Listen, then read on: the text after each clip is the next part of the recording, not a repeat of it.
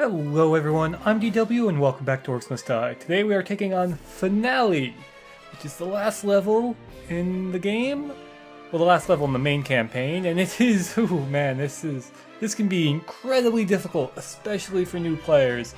There is no way to set up a proper kill box, and it's just crazy all the time. But fortunately, there are a couple of exploits and other things that we can do to make this level not so difficult. Personally, I think it's probably the most difficult level in either game, but it's okay. We can mitigate a lot of the challenge fairly easily. Also know we have 15 skulls. I'm not going to upgrade anything just yet. Gonna save them for later. You also might notice I got a couple new names here on the scoreboard. Nananina and Shelput. They're both from the greater Orcs Must Die community. Nananina was a great Let's Player back in the day, and now she actually works for the company. So anyway, let's go! We're given the Coin Forge. The Coin Forge is awesome. You place it down, it has like a 3x3 area, so it's large. It costs only about 200 coins or something like that. And any orc that is killed on top of it gives you more coin. And it stacks with the Death Augmentator and other Weaver upgrades. So you can really get a lot of coin this way. It's great to use decoys with. We won't be doing that, but we're definitely going to be using it in this level. Without the rifts, there's no magic anymore. On either side. Did the Order mages know? They must have. So yeah, you can see that map. We have 8 gates to deal with. This map is symmetrical, just like so many other. Yeah, it can be pretty brutal. There is really no way to set up any sort of like funnel to get guys to go down because there are a ton of sappers on this level. We have some rolling logs, which I don't really find super useful. We also have some additional rolling logs on the east and west sides, but yeah, we have teleporter gates, which again I kind of don't really find useful because we're going to be setting up our main kill box area just right outside the rift. We have some areas up here where we can place archers. You can actually even place archers there and they'll shoot downwards. And we have that lovely skybox. So, let's open our Weaver upgrades. Of course, we're just going to go with Seal Weaver, buy Death Augmentator right off the bat. You'll be back. We're going to look at the ground for a bit, and then we're going to open our spellbook. No flyers! Almost the exact same thing that we had to deal with last time, except now we have a ton of ogres, no regular ogres. Like I said, we have a ton of sappers. We'll have a way to deal with sappers so that they're not so vicious. Ogres, we're going to have a way to deal with them. They're not super bad on this level. We have a couple of knolls. I think at most time they send like 4. The knolls are not a problem on this map. So our setup is, of course, we're going to take the ice and lightning rings. Then what we're going to take is brimstone. We're not going to take tar. Instead, we are going to take, of course, our coin forge.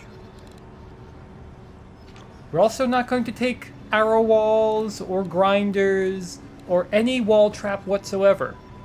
We're going to take ballista instead. This is something I discovered really recently. Ballistas are actually great on this map, especially in combination with archers, our guardians, our paladin guardians, our clockwork mace, and of course our spore mushrooms. Our spore mushrooms are instrumental for dealing with these ogres. It's maybe not the most honorable strategy, but oh man, does it work. Especially wait until the last wave. So our setup is going to take set down 6 coin forges. You see they're very cheap. They only cost 200. Set them down in this pattern like here, so that we can place some paladins in between them. I'm trying to point out that this is the area, this top area right outside the rift. That's where our kill box is. So we don't really have it's more of a kill area. We're going to set 4 archers all around the rift. Then we're going on the northern side, we're going to set down 2 paladins. Now you might look at the mini map and notice, oh wait, that's not the northern side. Earlier, like when I was doing the strategy earlier, I would set 1 paladin on either side, but I actually find that just setting 2 paladins on the north gate first, and then setting 2 more on the south gate is a little bit better. We're also going to set down 2 more additional archers. And then that'll leave us with 1,300 coin, which we are going to use while the wave is active. So let's press G.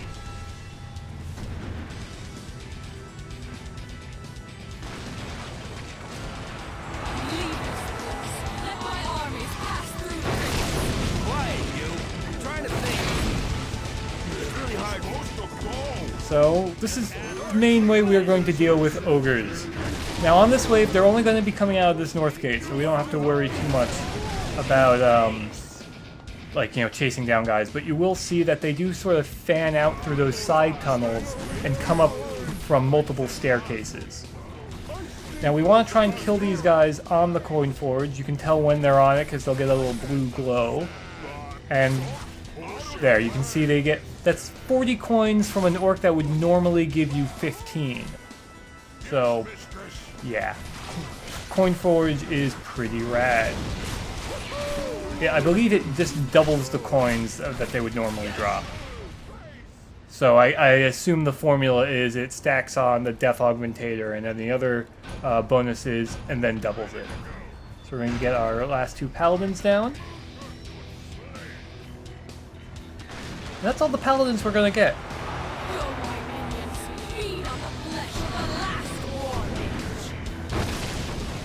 Sorceress is very chatty, but she says at least one thing every wave, or just about every wave. Now we have to deal with sappers on this wave. This time they're not so bad, but you really do have to be careful.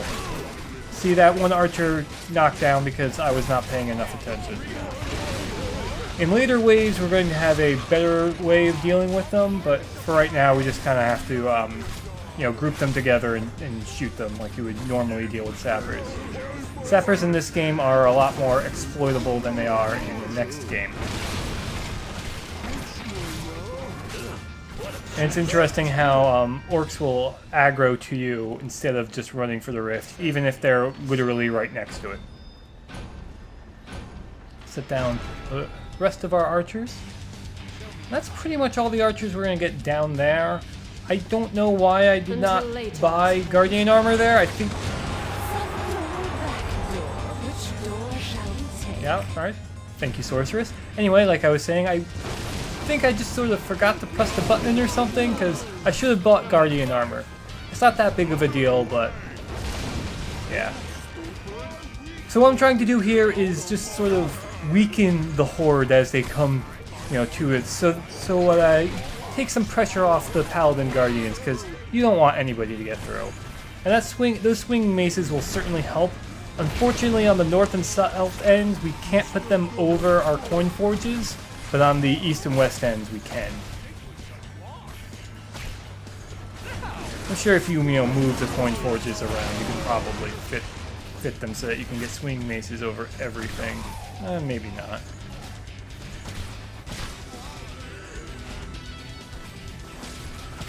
We do want to leave down some floor space so that we can place spore mushrooms just in case any ogres get by. Now, if you see any sort of like dead air in this video, I am consulting a FAQ because it's very difficult to remember what gates orcs are coming from. And it's very easy to get yourself all discombobulated and thinking that you're facing north when you're actually facing south. This wave I figure out it's just orcs, so might as well use those rolling logs. Unfortunately, the rolling logs do not get the Death Augmentator Weaver upgrade. Now I get the upgrades, and we're gonna just buy both of them. You know what you want. I'm not sure if I talked about the Paladin upgrade from that, but basically the Paladin upgrade lets you... makes it so that they stun enemies, which is rad. Especially since they already cleave. So, let's see. This is wave 5. We're gonna have to deal with a couple of ogres. I think I'm just going to place down a couple more swinging maces. This'll be And fun. then save the rest of our money to deal with the 2 ogres that are coming out. So, we have a couple of frost ogres. I will rule over worlds. Stop me! Frost and fire ogre. Might as well hop in this mounted ballista, try and take out a couple of these archers. This is just ogres and archers. It does look like the ballistas actually get the benefit from the death augmentator, so that's a nice effect. There we go, double kill. Like making orcs Now, this wave. Oh man, this wave will probably end like a lot of people's runs. It is vicious. It's only knolls and sappers. So you don't have to worry about losing any rift points. But if you have barricades set up, goodbye barricades. Now, unfortunately, they come out of the north gate first, so we're going to lose a lot of archers. Now, I accidentally fell down there. Now, the place where I'm standing, the knolls and the sappers will not path up to me. They'll just path right down here. So by placing this brimstone here, they all path right into the brimstone. And unfortunately, our poor ice ogre also dies. But this is the best way to deal with sappers on this level, because they'll just run to you and can't get to you, and then they die. Fortunately, I can't actually hit that guy from there, so I just have to make a risky hop. Now we're going to sell these spore mushrooms because we don't want them regenerating and like taking on like a regular orc or an archer or a sapper or something. Like, that's not very good. We're also going to collect all of our coins.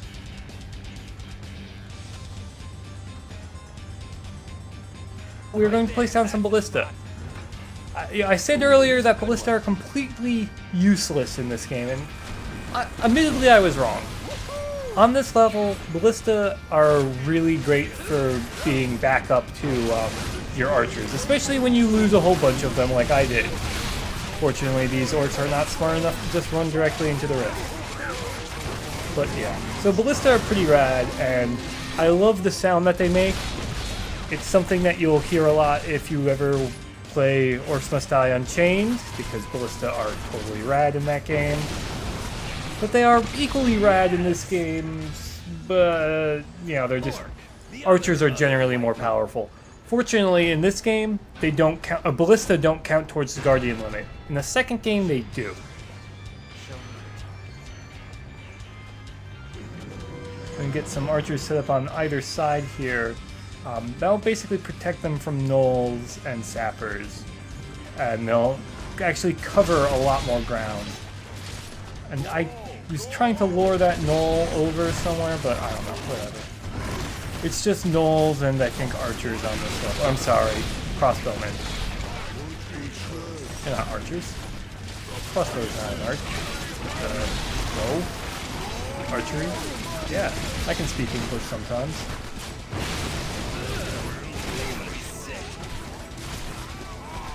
I'll spoil it. I don't really get a great score on this this level. I have gotten a pretty decent score, but due to the way that I'm going to be doing the way that I'm dealing with ogres, it just...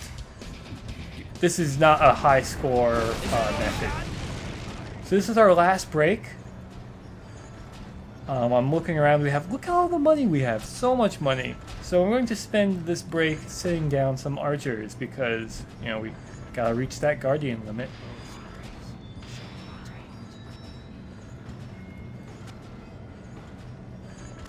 I'm going to get basically 3 archers set up on either side up here, and then that'll leave us with 1 more point for to place down another guardian, which we'll be placing down another archer.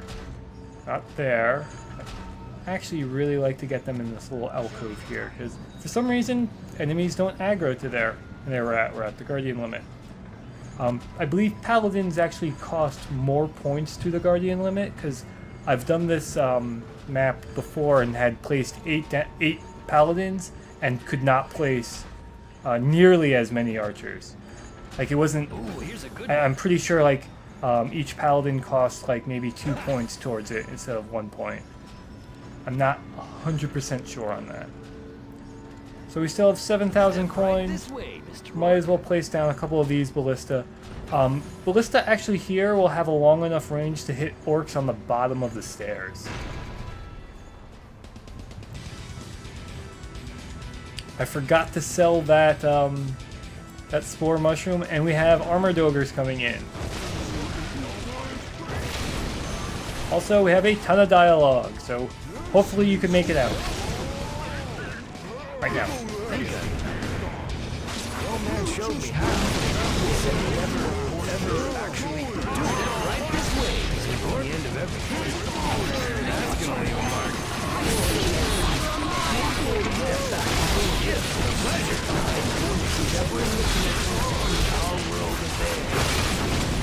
Is it really that simple? Your world dies.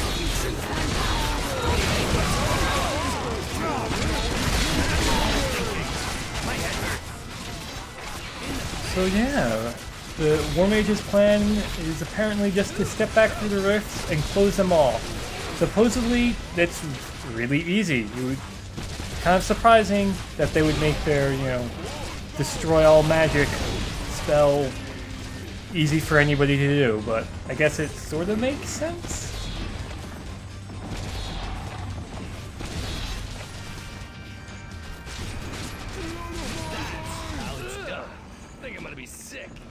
So we're going to sell these spore mushrooms because our guys are dead, so we don't want other guys stepping on them.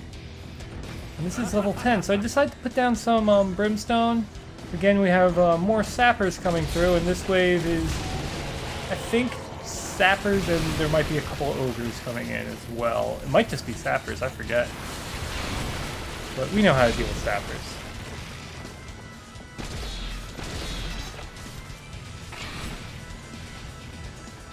We have fighting over here. Where is it? Up? Oh, yep, more sappers. Ah, there we have a fire ogre. How you like me now? Kinda don't know what to spend my money on. I'm like, oh, maybe I could just get more brimstone. And then I mess it up and get very frustrated. I won't let you do it. I won't.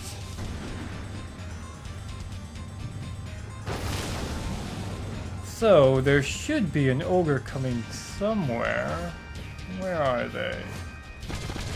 I'm getting all turned around. Because like I said, it's very, like, I find this map very confusing. I know there's an ogre somewhere.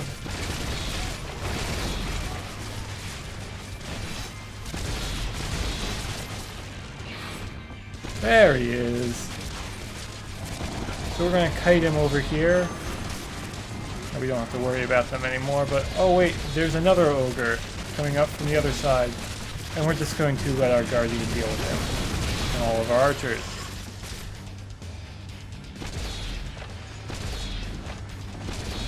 It was a lingering crossbowman. And now we're on the last wave. This would normally be one of the hardest waves in the game, but with the strategy that we're using, it is pathetically easy.